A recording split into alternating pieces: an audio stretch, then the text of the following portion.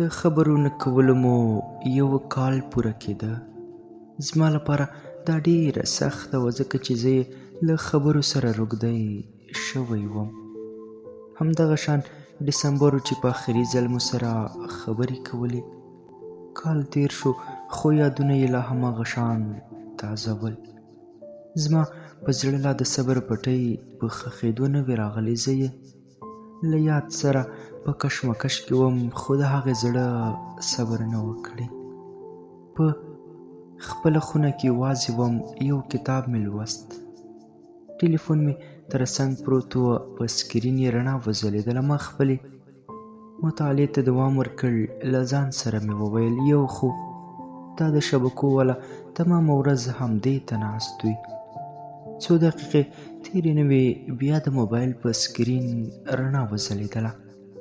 موبایل مې په لاس کې راواخیست چې ومې کتل. خوله مې له حیرانۍ خلاصه پاتې شوه. په اول میسج کې لیکلي وه سلام زما سکونه، ته څنګه یې؟ هره شپه دې په خوبونو کې وینم. ما ځواب نه و ورکړی چې دوهم میسج کې یې لیکلي ول بې له ما به بلا ډېرې په تا مین وي مګر هر څوک چې اذان کړي بلال نه دی. ته زما وې خو ناځوانه بخت مې ګوره خدای خبره چېرته ویده و بیدار نه شو. زه خاموش پاتې وم. هېڅ مې ذهن ته نه راتلل. یوازې مې ورته دومره ولیکل زما ډېره یادېږي. ډېره موده تېره شوه هېڅ ځواب رانغی. زه هم خوله ګنډلی پاتې وم. بیا میسج راغی. زړه مې په هېڅ نه راټولېږي. ما د بایللي یار یادونه ژړوي نه. بیا میسج راغی ولې له تا نه صبرېږي دې زړه نادان مې تا کې څه لیدلي دي نه.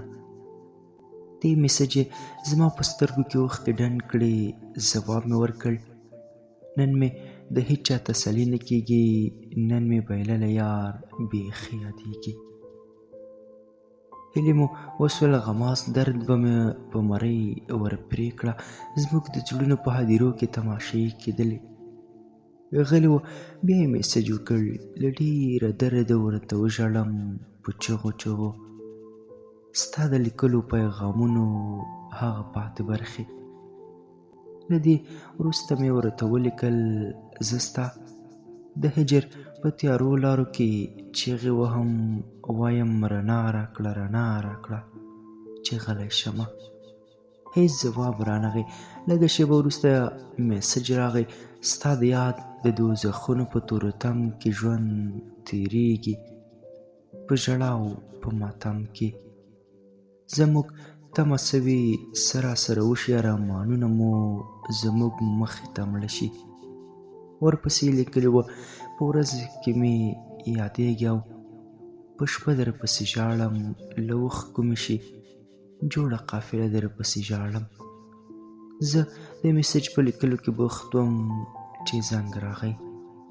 په غریو نیولو غږ یې سلام وکړ. ما ورته وویل ته ژاړې؟ ویل یې نه سکونه. د خوشحالۍ نه مې وژړل. باور مې نه کېده چې بیا به در سره په ژوند خبرې وکړم. ما وویل سحره ژوندی نو؟ ویل یې پوهېږم خو نه یې شم کولی. ډېره هڅه مې وکړه خو زه په هر امید کې ناامیده شوی یم. خبرې یې زړه غوڅوونکې وې. نه مې غوښتل چې له خولې یې داسې خبرې واورم. ډېره هڅه مې وکړه چې پام یې په بل طرف کړم خو بېلتون ډېره ځورولې وه.